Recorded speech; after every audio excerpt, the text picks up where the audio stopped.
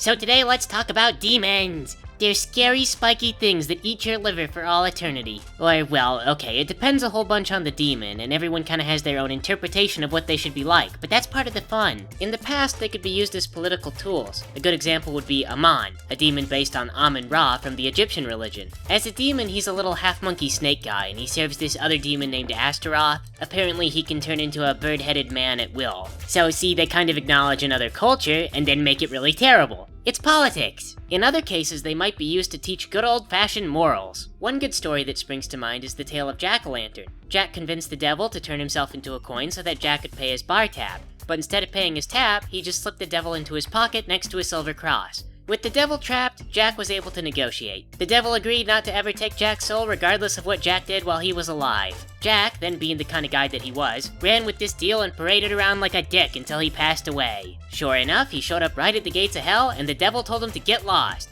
So he did. He became a lost soul wandering the world forever. And now we make a mockery of Jack's terrible fate every Halloween. And of course, there's also times that we just use demons to scare people. Scary is fun. It's also good for lovers because it's exciting and all kinds of stuff. Of course, in games, we typically rely on the last one. The demons in Soul Reaver don't really represent anything, they're just horrible monsters. Obstacles for Raziel to mulch through without really stopping to say, what am I really doing? What's the point of it all? Who are these horrible creatures and why are they so horrible? Most people give more thought when they hit a turtle on the highway, but Raziel just runs over demons from hell and keeps going. I guess you just need a certain kind of personality to be a protagonist in a video game. But, speaking of, let's get back to our game.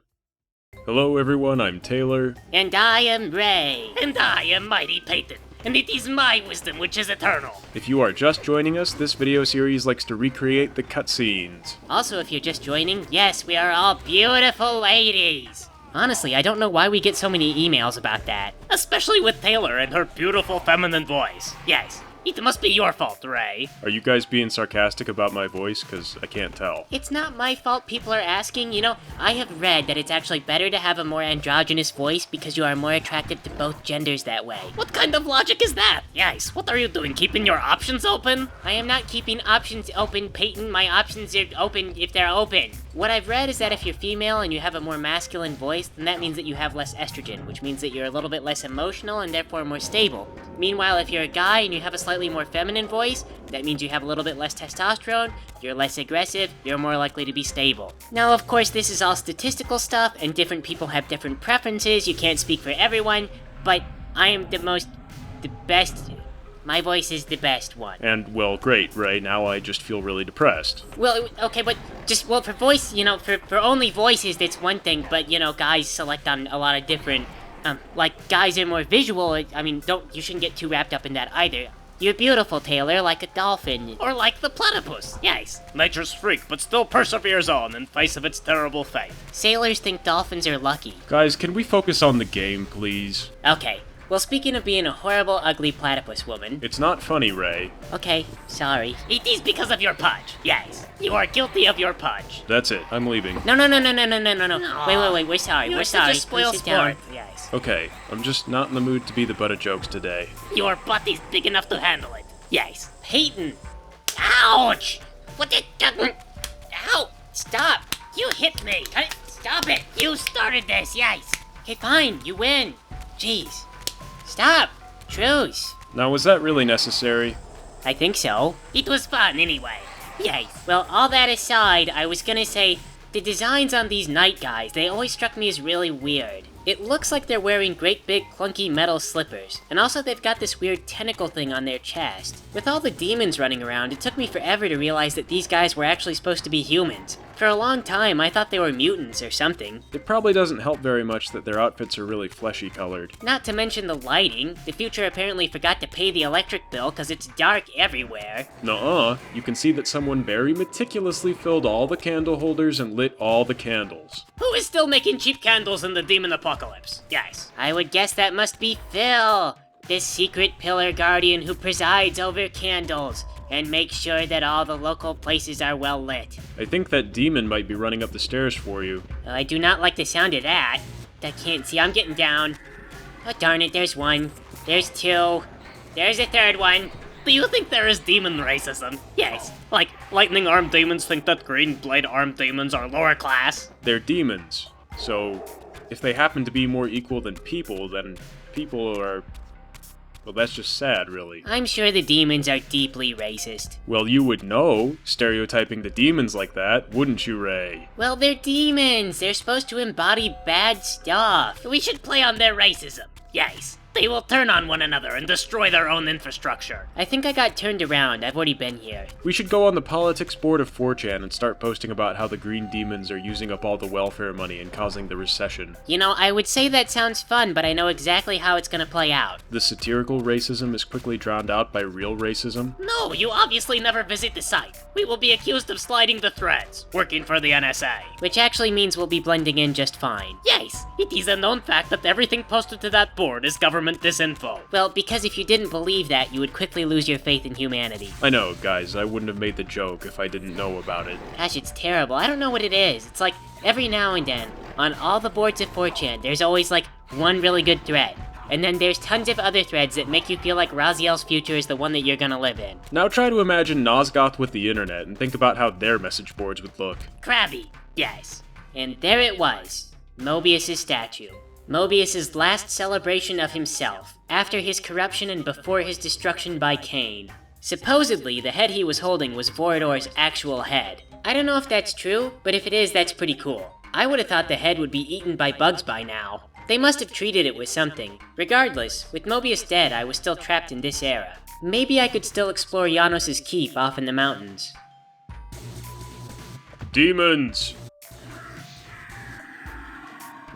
Demons from nowhere! Now Taylor, that's silly. They didn't come from nowhere, they came from the ceiling. You're gonna have to sell me on that one, because I don't think these demons were in the ceiling the entire time. Well, I don't know. The game never really explains their teleportation powers. I think it is only the lightning demons that do this. Yes. No, there's fire demons that do it too. Those come later though.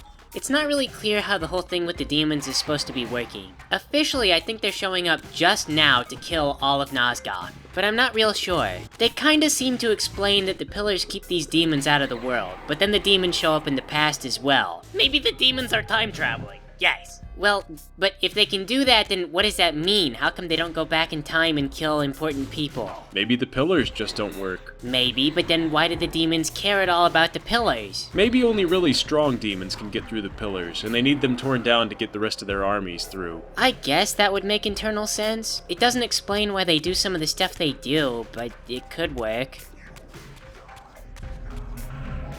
That demon. You will die now. I died earlier. I'm coming back to life now. Give the demon a break. He's not used to naked blue vampire skeletons. Well, then he shouldn't issue death threats against random stuff he doesn't understand. What if I have a stinger? What, like a wasp? But you don't have a stinger. Oh, Raziel, thank God you're here. I've been waiting all this time. Moebius? You must have been haunting this place for like thousands of years. I have been. Oh, well, way to persevere, I guess. You must listen to me. In the future, you failed to kill Kain.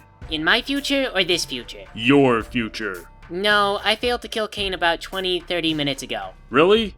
I must have meant to tell you something else. Well, go on, you waited all this time. You didn't kill Kain! Seriously? Yes, you seriously didn't do it! No, I mean, you seriously waited thousands of years to tell me that 30 minutes after it happened. Yes, and now I am going to haunt you for all eternity. Moebius, I can devour souls. I will show you mercy, but first you will be visited by 3 spirits. Moebius? It is clear you have learned your lesson. Great, I'll be a more upstanding person from here on. Good. Look, I appreciate what you're trying to do, but the whole spirit thing doesn't have all that much of an impact for me. Just look around you, Raziel. Nosgoth has become a dying husk, and the only way to save it was through killing Kain. I don't know, Moebius. I look around and I see the world is dying, but there was a time before the pillars. So why are they killing Nosgoth? Because, try to follow, the Balance Guardian is corrupt and causing there to be the opposite of balance. You can't just say, Kain is killing Nosgoth. Prove it. How about you get in the spectral realm where I can slap you? No. How about you get lost before you start to look any more appetizing? And the ghost is gone. Who you gonna call? Too bad, Moebius. I would have fed you to your dumb squid god.